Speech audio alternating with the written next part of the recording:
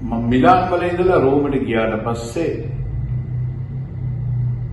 මම කතා කරන්නේ මේ 1983 ඒ දවස්වල රෝමේ හිටියේ මේ ඇඟිලි වලින් ගනින්න පුළුවන් ශ්‍රී ලංකීය ජනතා සංඛ්‍යාවක්. මම හිටියේ කසල්පොලක කියන මේ ගම්මානේ ලංකාවේ කට්ටිය හිටියේ 5 දෙනයි. නමුත් අද ඉන්නවා 2500ක්.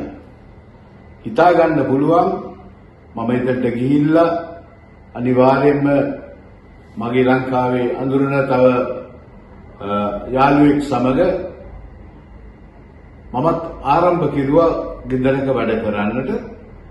අවුරුදු 5ක් මං ඉතාලියේ වැඩ කෙරුවා, රෝමේ වැඩ කෙරුවා.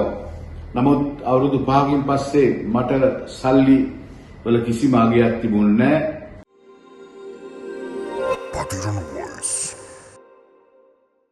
ජීවිතයේ නේකවිද ගැටලුවලට සහනය සොයා ජීවන ගමනේ හැල්මේ දුවන මිනිසුන්ගේ ආශාවන් පැතුමන් එකිනෙකට සාපේක්ෂව වෙනස් වෙනවා. පුංචි සන්දියේම නිවසෙන් ලැබෙන ආభాෂය තුළ දෙවියන් වහන්සේට ලංවීමට තීරණය කිරීම කෙතරම්නම් වාග්යක්ද? කිතුණු සමාජයට මෙන්ම අන්‍යාගමිකයින් හා සහසම්බන්ධව ආගමික සහජීවනය ඇති කිරීම, විදෙස්ගත ශ්‍රමික ප්‍රජාව වෙනුවෙන් මැදිහත් වීම, ශ්‍රී ලංකාවේ විවිධ ව්‍යාපෘති හරහා සමාජ සත්කාර ඉටු කිරීම යනාදී ජාතික මෙහෙවරක නියැලෙන ශ්‍රම සංක්‍රමණික ජාතික උපාධ්‍ය අතිගරු නෙවිල් ජෝ මාහිමිපාණන් වහන්සේ පතිරණ වොයිස් අපි ඉතා ගෞරවයෙන් යුතු පිළිගන්නෙමු. උන්වහන්සේගේ පුංචි සන්දිය ගැන පතිරණ වොයිස් අපිට උන්වහන්සේ ආවර්ජනය කළේ මෙන්න මෙසේයි. ජේසු පීඨයි පිටු. ජේසු පීඨයි. මම හිතන්නේ මගේ දේව කැඳවීම ආරම්භ වුණේ මා කුඩා දරුවෙකු කාලේ ඉඳලම කියන වයස 10-12 කාලේ මං දී පූජාවට ස්වාමීට උදව් වෙන කාලේ මට ආසාවක් ඇති වුණා පූජකයෙක් වෙන්න, ඒ වගේම පූජාව කියන්න. ඉතින් ඒ වකවානුවේ මම මගේ අම්මටත් තාත්තටත් මං ඇහැව්ව දවසක මං ස්වාමි කෙනෙක් වෙනවට කැමතිද කියලා. මගේ අම්මා ඇවිල්ලා බෞද්ධ කාන්තාවක් ආගමට ඇවිල්ලා හැමදාම දී පූජාවට යන කාන්තාවක් හැටියට ගොඩාක් ප්‍රීති වුණා මටත් මේ ලෝකයට පූජකයෙක් බිහි කරන්න අවස්ථාවක් ලැබීම ගැන. ඒ නිසාම මම අවුරුදු 12 දී පූජකයෙක් වීම සඳහා කොළඹ සාන්ත ඇලෝසියස් දෙව්සත්වලට ඇතුළු වුණා. ඒ කියන්නේ 7 වෙනි වසරේ. ඊට පස්සේ මං සාමාන්‍ය පෙළ දක්වා ඉගෙනගෙන ඊට පස්සේ උසස් පෙළ සඳහා අපි ජාතික දෙව්සත්වලට මහනුවර සම්බන්ධ වෙලා එතරම් වසර 3ක් පමණ දර්ශනවාදය හදාරලා ඊට පස්සේ මගේ ජීවිත කාලයේ සෙමිනේරියම හිටපු නිසා ඒ වගේම මා ඉතා දුප්පත් පවුලකින් ආපු තරුණයෙක් හැටියට අම්මලට තාත්තලට ඒ වගේම මගේ සහෝදරියන් දෙදෙනාට උදව් කිරීම සඳහා මම තීරණය කළා සෙමිනේරියෙන් ගිහිල්ලා රැකියාවක් කරලා ගෙදරට වෙන්න ඕන කාර්යභාරය ඉටු කරලා ඉවර වෙලා නැවත සෙමිනේරියට එන්නයි කියලා. එම නිසා මම ඉස්සෙල්ලාම හෝටල් එක වැඩ කරන්න පටන් ගත්තා. නමුත් මම දැනගත්තා හෝටල් එක වැඩ කරලා රුපියල් 5000ක් 6000ක් අරගෙන කවදාවත් පවුලක් ඉදිරියට ගෙනියන්න බෑ. එම නිසා මම තීරණය කළා ඉතාලියට පැමිණෙන්න තරුණයෙක් හැටියට අවුරුදු 23 24 කාලේ ඇවිල්ලා රෝමේ මමත් මේ ඉතාලියේ ඉන්න ගොඩාක් සාමාන්‍ය ජනතාව වගේම වැඩ කරලා, ගෙවල් වල වැඩ කරලා, ඒ වගේම මගේ ඇත්තටම ඉතාලියේ පළවෙනි දවසේ තමයි මිලාන් වල දුම්රිය නැවතුම් පොලේ තමයි පළවෙනි රැය මං ගත කරුවේ. මං ආවේ මිලාන් ෆෙයාර් එකට එන විදියට තරුණයෙක් හැටියට ඇවිල්ලා ඊට පස්සේ මම මිලාන් ඉඳලා රෝමේ බලා ගමන් කෙරුවා. රෝමේ අවුරුදු 5ක් මම රැකියාව කෙරුවා. එතකොට පියතුමනි ඔබ වහන්සේ ඉතාලියට පැමිණෙන්නේ කොයි කාලෙද? 1900 කීයේද? 83 අප්‍රේල් 10 වෙනිදා. ඒ වගේම ඔබතුමා සඳහන් කළා තමන්ගේ මෑණියන් බොහොම ආදරයෙන් මේ වගේ සේවයකට දරුවෙක්ව බාර දුන්නාට සතුටු වුණා කියලා. දැන් ඔබේ පවුලේ ඉන්නේ ඔබ සහ තවත් දරුවන් දෙදෙනෙක් ඉන්නේ. දීනියන් මෑණියන් ඉන්නේ. මේ මෑණියන් කොච්චර සතුටින් ඔබතුමා බාර දෙනවද? මේ ශාසනය වෙනුවෙන් කැප කරනවද? මම හිතන්නේ ඒ ශ්‍රී ලංකාවේ කාන්තාවන්, විශේෂයෙන් බෞද්ධ කාන්තාවන්ට තියෙන ආසාවක් තමයි තමන්ගේ දරුවව දෙවියන් වහන්සේට කැප කරන්න. එම නිසාම මම හිතන්නේ මගේ අම්මා තමයි මගේ පූජාත්වරේ සියලුම කටයුතු සඳහා මට උදව් කෙරුවේ. ඒ වගේම තාත්තත් උදව් කෙරුවා. නමුත් අම්මගේ ආසාව එකම පැතුම වෙලා තිබුණේ මම ස්වාමියෙක් වෙන එක දකින්න තමයි. දැන් ඔබ වහන්සේ ඉතාලි දේශයට ඇවිල්ලා මුල්ම රාත්‍රිය ගත කරන්නේ දුම්රිය ස්ථානයක. ඉන්න අනතුරුව ඔබ වහන්සේ කොයි විදිහටද මේ සමාජයට අනුගත වෙන්නේ කියතුමනි? මම මිලාන් වල ඉඳලා රෝමට ගියාට පස්සේ මම කතා කරන්නේ මේ 1983. ඒ දවස්වල රෝමේ හිටියේ මේ ඇඟිලි වලින් ගණින්න පුළුවන් ශ්‍රී ලාංකීය ජනතා සංඛ්‍යාවක්. මම හිටියේ කසල් පොලක කියන මේ ගම්මානේ ලංකාවේ කට්ටිය හිටියේ 5 දෙනයි. නමුත් අද ඉන්නවා 2500ක්. හිතා ගන්න පුළුවන් මම එතනට ගිහිල්ලා අනිවාර්යයෙන්ම මගේ ලංකාවේ අඳුරන තව යාළුවෙක් සමග මමත් ආරම්භ කෙරුවා ගෙදරක වැඩ කරන්නට. අවුරුදු 5ක් මං ඉතාලියේ වැඩ කෙරුවා, රෝමේ වැඩ කෙරුවා. නමුත් අවුරුදු 5කින් පස්සේ මට සල්ලි වල කිසිම අගයක් තිබුණේ නැහැ.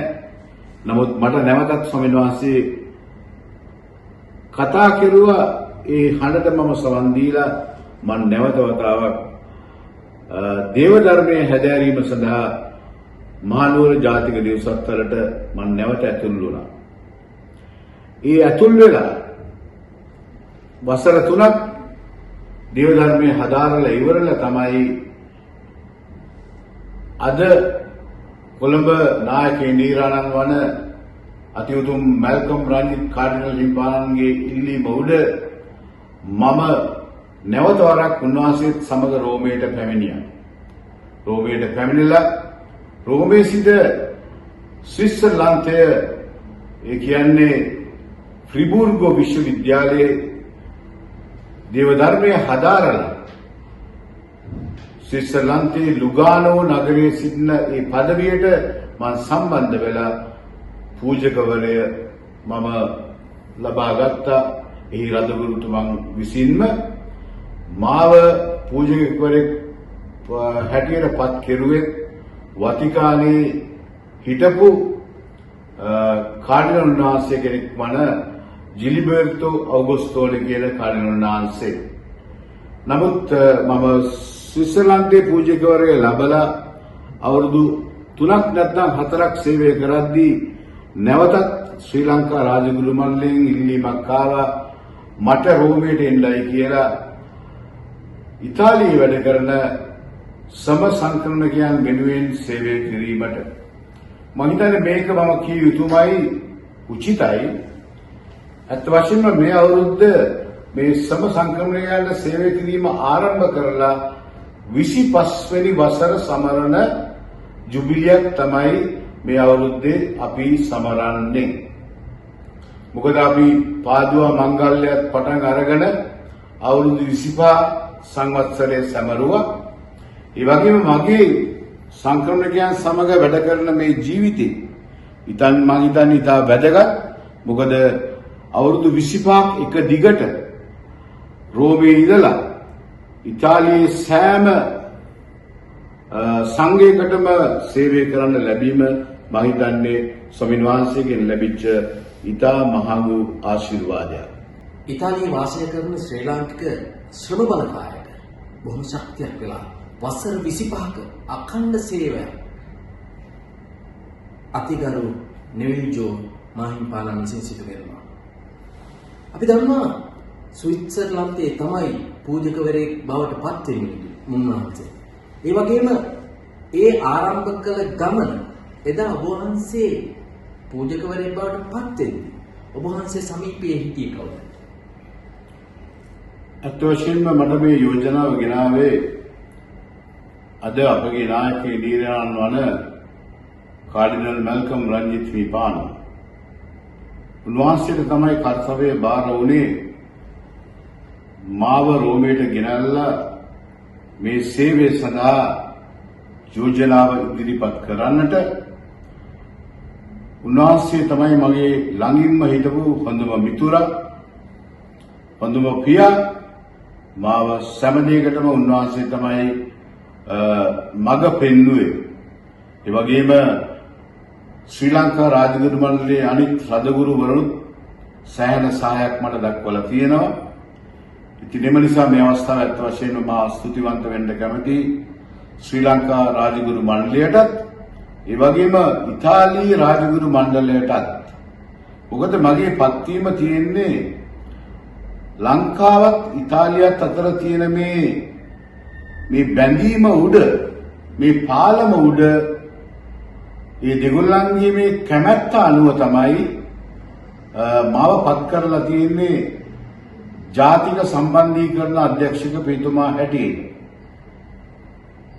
මෙතෙක්කල් කිසිම පියතුමෙක් අවුරුදු 25ක් එක තැන සේවය කරලා නැහැ.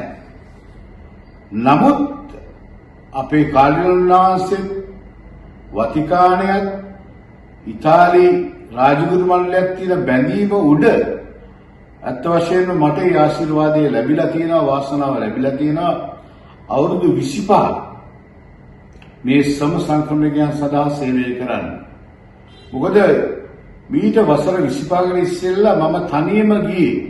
මම රෝමේ ඉඳලා වෙරෝනාව, බ්‍රෙෂාව, ඒ වගේම පාදුවාව, මිලාන් ආව, ඒ වගේම ජෙනෝවා, කතානියා, මෙස්සීනා, මේ සෑම නගරයකටම ගිහිල්ලා සිංහල දිවි පූජාව ආරම්භ කෙරුවා. ඊට පස්සේ වසර 5කට පස්සේ තමයි මම හිමීට මගේ සහායක පියතුමෙක් හැටියට පළමු වතාවට ෆිරෙන්සි නගරයට තවත් ආත්මික උපාධ්‍ය කෙනෙක් අපි මේ ගියෙන්ද සැලසුම් කෙරුවේ. නමුත් අද වෙද්දී පූජකවරුන් 25ක් පමණ ඉතාලියේ සෑම නගරයකම ආත්මික උපාධ්‍යවරු හැටියට සේවය කරනවා. ඒ වගේම ඉගෙන ගන්න ස්වාමීලා ගොඩාක් ඉන්නවා. ලංකාවේ පූජක පරපුර පමණක් ඉතාලියේ දැනට ඉන්නවා 60 දෙනෙකුටත් වැඩි.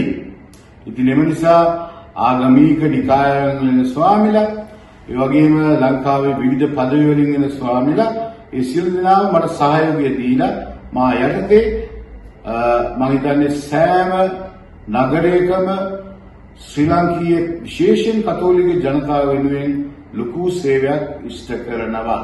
ඉතාලියේ වාසය කරන බොහෝ ශ්‍රී ලාංකිකයෝ බොහොම සතුටින් තමයි සිංහල පූජාවට සම්බන්ධ වෙන්නේ. ඔබ දැන හිටියද අතිගරු නෙවිල් ජෝ මාහිම්පාණන් තමයි සිංහල පූජාව ඉතාලිය ආරම්භ කළා තියෙන්නේ. උන්වහන්සේ මුල් කාලේ මේ හැම නගරයකටම මේ සිංහල පූජාව වෙනුවෙන් සම්බන්ධ වෙලා තිබෙනවා. ඉන්න අනතුරු තමයි ලංකාවේ මේ සංඝයන් වෙනුවෙන්, කතෝලික සංඝයන් වෙනුවෙන් පූජකවරුන් ඉතාලියට සම්බන්ධ කරලා තියෙනවා. පියතුමනි, මේ ඉතාලියට සම්බන්ධ කිරීමේදී ලංකාවේ පියතුමන්ලා ඉතාලියට සම්බන්ධ කිරීමේදී ඒ වගකීම් සියල්ලක්ම දරන්නේ ඔබ වහන්සේ. ඔබ වහන්සේගේ අවසරය ඇතුවද මේ අය අත් වශයෙන්ම ඉතාලි කතෝලික රදගුරු මණ්ඩලය බලාපොරොත්තු වෙනවා ශ්‍රී ලංකා රදගුරු මණ්ඩලයේ අනුමැතිය ඇතිව ඒ වගේම මා දැනුවත්ව අපි දන්න අඳුරන හොඳ ස්වාමිලව මේ සේවය සඳහා ඉදිරිපත් කරන්න. එම නිසා අත් වශයෙන්ම ඉතාලි රාජගුරු මණ්ඩලය බලාපොරොත්තු වෙනවා මගේ අනුමැතිය මේ පූජකවරුන්ගේ පැමිණීම සඳහා. මේ අවස්ථාවේ මම කියන්න කැමති මේ අවුරුදු 25ක් ගමන තුල පල්ලිය ගොඩාක් දායක වුණා පන්සල් වලට. මොකද අපි ඉන්නේ බෞද්ධ රටකින් පැමිණෙන නිසා මම හිතන්නේ ඔය අද වගේ හැම නගරයකම පන්සල් තිබුණේ නැහැ. ඒ තිබුණා නම් තිබුණේ එකක ගියක් කුලියට අරගෙන බුදුන් වහන්සේගේ ප්‍රතිමාව කියන එක තමයි. නමුත් දැන් අද තත්ත්වය අනුව මුළු ඉතාලියේම සෑම නගරයකම වගේ ඒගොල්ලෝ සල්ලි වලට පන්සල් අරගෙන ඒ වගේම පූජක පක්ෂයත් මේකට ගෙන්නලා සෑහෙන සංවිධානයක් වෙලා තියෙනවා. නමුත් මුල් භාගයේදී කතෝලික සභාව සෑහෙන දායකත්වයක් දුන්නා මේට එන බෞද්ධ පූජකවරුන්ට පල්ලි ශාලාවල් පාවිච්චි කරලා හමුවන්නට මුණ ගැහෙන්නට දාණය දෙන්නට ඒ දේවල්වලට අපි ගොඩාක් දායක වෙලා තියෙනවා. ඉතින් එම නිසා අපි මා දකින්න එක දෙයක් තමයි බෞද්ධ කතෝලික කියලා අපි වෙන වෙනම සටනකට යන්නේ නැහැ. අපි බොහොම සහෝදර දයාවෙන් සහෝදර ලීලාවෙන් බෞද්ධ අයටත් උදව් කරගෙන ඒ වගේම කතෝලික අයටත් උදව් කරගෙන මම හිතන්නේ ඉතාලියේ සෑම සංඝයාක්ම ඉතා ආදරයෙන් ලීලාවෙන් අපි ක්‍රියා කරන එක මම හිතන්නේ අපේ සිංහල ජනතාවගේ තියෙන ඉතා වැදගත් ගුණාංගයක්. ඒක මම හිතන්නේ මේ අවස්ථාවේ මා කිය යුතුමයි. විහාරස්ථානයක් ඉතාලියේ ස්ථාපිත කිරීමේදී කතෝලික සංඝයන් එක්කාසු වෙලා යම්කිසි විරෝධතාවයක් බෑවනම් බලපෑමක් ඇති වෙන්න ඉඩ තිබුණා. ඒක කවදාකවත් වෙලා නැහැ. මම හිතන්නේ වෙන්නේත් නැහැ. අද වුණත් බෞද්ධ සංඝයේ ඔය පන්සල් ගොඩාක් නඩත්තු වෙන්නේ කතෝලික ජනතාව විසින්මයි. දායකයෝ කවුද කියලා බැලුවොත් රෝමේ ගත්තත් එකයි මිලාන් ගත්තත් එකයි ෆිරෙන්සි ගත්තත් එකයි ඒවල ඉන්නේ වැඩි දායකයෝ ඇවිල්ලා කතෝලිකයෝ. දහම් පාසලට යන්නේ වැඩි හරියක් කතෝලික ළමයි. ඉතින් එම නිසා අපි තරගයක් හැටියට මේ කරන්නේ මේ සහජීවනයේ තියෙන බෙදා ගැනීමක් හැටියට තමයි අපි සහයෝගයෙන් මේ සේවය අපේ ශ්‍රී ලාංකීය ජනතාවට ඉෂ්ට කරන්න කියන එක මම හිතන්නේ ඉතා වැදගත්. පිටුමේ දැන් ඔබ වහන්සේ අවුරුදු 25ක් අඛණ්ඩ සේවයේ නියැලෙද්දී ඇයි ඔබ වහන්සේ මේ ඉතාලියේ මෙච්චර කාලයක් වන්දනා තියෙන්නේ? දැන් මට හිතෙන දෙයක් තමයි සමහර විට භාෂාව ඒ වගේම පූජකෙක් වරයෙක් බවට පත් වෙන යුරෝපයේ මේ කරුණු කාරණාද මේකට ඉවහල් වෙන්නේ? සාමාන්‍ය පූජකවරයෙකුට ඉතාලියේ ඉන්න පුළුවන් වැඩිම කාල සීමාව තමයි සංක්‍රමණික සේවය සඳහා පළවෙනි අවුරුදු 6 ඊට පස්සේ නැවත අලුත් වැඩියා කරන්න පුළුවන් තව අවුරුදු 3කට. ඒක ඔක්කොම අවුරුදු 9. නමුත් මගේ ශ්‍රී ලංකා රාජ්‍ය මණ්ඩලයේ ඉල්ලීම උඩ ඒ වගේම භාෂාව පිළිබඳ පරිහරණය උඩ අපගේ නායක ඉන්දියානු කාඩිනල් මල්කම් රාජ්විපාරන්ගේ ඉල්ලීම උඩ උන්වහන්සේට කරන සේවය මත මම හිතන්නේ මාව මට ඉන්න පුළුවන් වෙලා තියෙන්නේ ඒ කාරණාව නිසාමයි. ඒ වගේම මම මෙතනින් නවත්තන්නේ නැහැ. මොකද ඉතාලි රාජගුරු මණ්ඩලයේ ඉන්න රදගුරුවරුන්ව ලංකාවට ගෙනියනවා.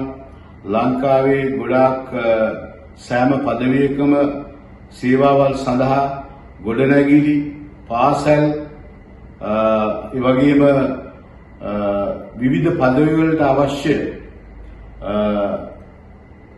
ගොඩනැගිලි ඒ වගේම සෑහෙන උදව් ඒ වගේම ළමුන් සඳහා අධ්‍යාපන කටයුතු පහසුකම් ඒ සියලු දෙයක්ම මම මෙහෙන් අපේ ඉතාලි රාජගුරු මණ්ඩලය තුලින් ලංකාවට ලබා දෙනවා. ඒ ලබා දීම උඩ ශ්‍රී ලංකා රාජගුරු මණ්ඩලය ඒකමතිකව තීරණය කරලා තියෙනවා මගේ සේවය අත්‍යවශ්‍ය ඉතාලියටයි ලංකාවට නෙමෙයි කියන එක.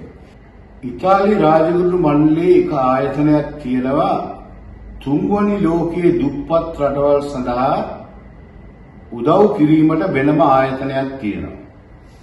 මම ඉතාලි රාජගුරු මණ්ඩලයේ ක්‍රියාකාරී සමාජිකයෙක් නිසාමදු මම ඉතාලි රාජගුරු මණ්ඩලයේ මේ තුන්වෙනි ලෝකයේ රටවලට උදව් කරන මේ සංගමේ සභාපති කාර්ඩිනල් නාන්සේලා ඒ වගේම පූජකවරු ඒ සිල්ලා මම හොඳින් අඳුරනවා. ඉතින් එම නිසා අපිට පුළුවන් වෙලා තියෙනවා කොළඹ පදවිය, හලාවත පදවිය, එතනින් ගියාම කුරුණෑගල පදවිය, රත්නපුර පදවිය සෑම පදවියකටම ඒගොල්ලන්ගේ අවශ්‍යතාව මොනවද කියලා හදාරලා ඒවා ඉදිරිපත් කරලා ඒගොල්ලන්ට විවිධ කියන්නේ ප්‍රොජෙක්ට්ස් කියන්නේ ව්‍යාපෘති සඳහා අවශ්‍ය මුදල් අපිට ලබා දෙන්න මා මෙතෙක් කල නියැලවිලා සිටිනවා. ඒ කියන්නේ අවුරුද්දකට අපි සමහරට යුරෝ මිලියන 1-2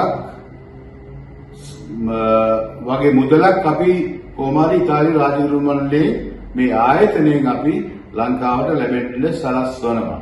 ඉතින් නමුත් මම කැමති නෑ අපි කොච්චර මුදල් ලබා දෙනවද කියලා කියන්න. මොකද අපි ස්වාමීන් වහන්සේ කියනවා වම් අතින් දෙන දේ දකුණු අත දැනගන්න ඕනේ නැහැ කියලා. නිකන් බොරුවට අපි ලෝකයට ප්‍රකාශ කරලා වැඩක් නැහැ. නමුත් මම ඉතාලි රාජගුරු මණ්ඩලයේ වැඩ කරන සේවය කරන නිසාමදෝ මට මේ අවස්ථාව ලැබිලා තියෙනවා. නමුත් අනිත් පියතුමන්ලාට ඒ අවස්ථාව ලැබිලා නැහැ. නමුත් ඒ අනිත් පූජකවරුන්ට පුළුවන් තමන් සේවය කරන තමන්ගේ পদවි ඒ උදව් අරගෙන තමන්ගේම ඒ পদවි වලට උදව් කරන්න ඉතාලියේදී අවස්ථාවක් ලැබිලා තියෙනවා සෑම එක්කෙනාටම. පියතුමනි මේ ඉතාලියේ ජීවත් වෙන ශ්‍රී ලාංකිකයෝ පිළිබඳව දැන් නිරන්තරයෙන්ම ඔබ වහන්සේ දැනුවත් වෙනවනේ. මේ ශ්‍රී ලාංකිකයන්ගේ තිබෙන ප්‍රධානතම ගැටලුව මොකද්ද ජීවිතේ? මම හිතන්නේ අද කියන ගැටලුව මීට වසර 20කට තිබිච්ච ගැටලුව වලට වඩා බොහොම වෙනස්. මොකද මීට අවුරුදු 20කට ඉස්සෙල්ලා ඉතාලියේට ගොඩාක් කට්ටිය ආවේ බෝට්ටු වලින්, නැව් වලින් එක්ක මූණ මාරු කරලා නැත්තම් කඳු වලින් යුගොස්ලාවියාවට ඇවිල්ලා. නමුත් නිත්‍යානුකූල බලපත්‍ර රැකියා බලපත්‍ර ඇතිව නෙමෙයි. නමුත් අද එන්නේ නිත්‍යානුකූල රැකියා බලපත්‍ර ඇතිව. ඒ දවස්වල ගොඩාක් අය ඇවිල්ලා පල්ලිවල ස්තූප වල නිදාගෙන කාරිටාස් ආයතන වලින් ආහාර අරගෙන දුක් විඳලා තමයි මේ දැන් මේ අද හොඳ සමාජයේ ලස්සන ගෙවල් හදාගෙන ලංකාවේ යාන වාහන අරගෙන හොඳ රැකියා ආරම්භ කරලා ව්‍යාපාර ආරම්භ කරලා හොඳ ජීවිතයක් ගත කරන්නේ අද. මොකද අපි දුප්පත්ව ඉඳලා දුක විඳලා අද ඒ දුක අඳුනන නිසා අපිට අවස්ථාවක් ලැබිලා තියෙනවා හොඳ ජීවිතයක් ගත කරන්න. නමුත් දැන් නව පාරකට වෙලා තියෙන්නේ ඒගොල්ලෝ කෙලින්ම වීසා එක හම්බ වෙනවා. එක්ක ෆැමිලියාද කියයි කොහොම හරි නැත්තම් වීසා එකක් අරගෙන කොහොම හරි ඇවිල්ලා ඉක්මනටම තමන්ගේ රැකියාව ආරම්භ කරනවා. දුක් විඳින්න අවස්ථාවක් නැහැ. මොකද ඒ දවස්වල ලංකාවේ කට්ටිය බොහොම අතලොස්සක් හිටියේ ඉතාලියේ. අද තමයි ඉන්නේ අද ඇත්තටම 1,50,000ක් වගේ ජනතාවක් ඉතාලියේ ඉන්නවා. ඒක ව්‍යාපාර ගොඩාක් තියෙනවා. අපි ලංකාවේ කට්ටියත් ගොඩාක් ව්‍යාපාර කරනවා, රෙස්ටෝරන්ට් කරනවා. ඉතින් ඒකත් හොඳ අවස්ථාවක්. ඒ වගේම පිබිදීමක්, ඒ වගේම දියුණුවට කාරණයක්. ඉතින් මම හිතන්නේ ඒ වීඩ වසර 20කට ඉස්සෙල්ලා ඇවිල්ලා ආවොත් වැඩ කරන්න වෙන්නේ අනිවාර්යයෙන්ම ගෙවල් වල. ඉතින් එහෙම ඉඳලා අද සෑහෙන කට්ටිය දියුණු වෙලා තියෙනවා. ඉතින් මම හිතන්නේ ශ්‍රී ලාංකීය ජනතාවටත් මම හිතන්නේ ඒක හොඳ අවස්ථාවක්. ඒ වගේම මම හිතන්නේ අපේ රජයේ පැත්තෙනුත් පොඩ්ඩක් මේ සම සංකලනයන් ගැන පොඩ්ඩක් හිතුවා නම් හොඳයි. මොකද දැන් හිතනවා බොහොම අඩුයි. ඉතින් අපි දන්නවා දැන් අද තියෙන තත්ත්වය තමයි ලංකාවට යන්න බෑ, ලංකාවෙන් එන්න බෑ. ඉතින් මේ වගේ ප්‍රශ්න ගොඩාක් මැදි වෙලා ඉන්නේ. මම දකිනවා සමහර අය ලියනවා දැන් අපිට ලංකාවේ කියන්නේ නමවත් කීයද කියලා ඔහොම යද්දි. කවුරුත් කතා කරන්නේත් නැහැ, හඬකුත් නැහැ. නමුත් මම හිතන්නේ අපිට කාලයක් කියවි ඒ හඬත් නගන්න. මොකද දැන් තියෙන මේ කොරෝනා වෛරසය නිසා අනිත් ප්‍රශ්න ඔක්කොම යට වෙලා තියෙන්නේ. දේශපාලන ප්‍රශ්නත් ඔක්කොම යට වෙලා තියෙන්නේ. නමුත් මම හිතන්නේ ලංකාවට වැඩිම ආදායමක් ලැබෙන එකම මාර්ගය තමයි මේ ශ්‍රම සංක්‍රමණිකයන් උපයන මුදල්. මම හිතන්නේ ඒක අපිත් පිළිගන්න ඕන. රජයක් හැටියට රජයක් පිළිගන්න ඕන. ඒ වගේම අපි මෙහි ඉන්න කට්ටියත් හොඳට විශේෂයෙන් ඉතාලියේ ඉන්න කට්ටියත් ඒක දැනගෙන හොඳ සේවයක් කරන්න බලාපොරොත්තු වෙන්න ඕන. අපේ රටටත්, ඒ වගේම අපේ ජාතියටත්, ඒ වගේම තමන්ගේ පවුලටත් හොඳ සේවයක් කෙරුවොත් මම හිතන්නේ ස්වාමීන් වහන්සේගෙන් වැඩියෙන් ආශිර්වාද ලැබෙවි. මේ කටයුත්ත සම්බන්ධීකරණය කරන්නට අපිට ශක්තියක් වුණේ ලංකා එක්ස්ප්‍රස් ආයතනයේ ප්‍රධානී ප්‍රගීත් ක්‍රූස් මහත්මයා. එතුමාටත් අපි ස්තුතිවන්ත වෙනවා. ලංකාවේ දේශපාලන කරළිය තුල හැම දෙයක්ම වෙනස් වෙනවා. තානාපති සේවාවල් වෙනස් වෙනවා. රජයේ පෙරලෙද්දී හැම දෙයක්ම පෙරලෙනවා. ආණ්ඩු පෙරලෙද්දී හැම දෙයක්ම වෙනස් වෙනවා. එනමුත් වසර 25ක් මුළුල්ලේ ඉතාලි දේශයේ සංක්‍රමික ප්‍රජාව වෙනුවෙන් අඛණ්ඩව සේවයේ නියැලෙන්නට අතිගරු නිවිල් ජෝ මාහිම්පාණන්ට වාසනාව උදා වෙලා තිබෙනවා. මේ සේවාවේ නියැලෙන්නට තවත් කාලයක් උන්වහන්සේට ශක්තිය, ධෛර්යය, දෙවියන් වහන්සේගේ ආශිර්වාදය ලැබේවා කියලා ප්‍රාර්ථනා කරනවා. ඔබ සැමට ජේසුස් පිටයි.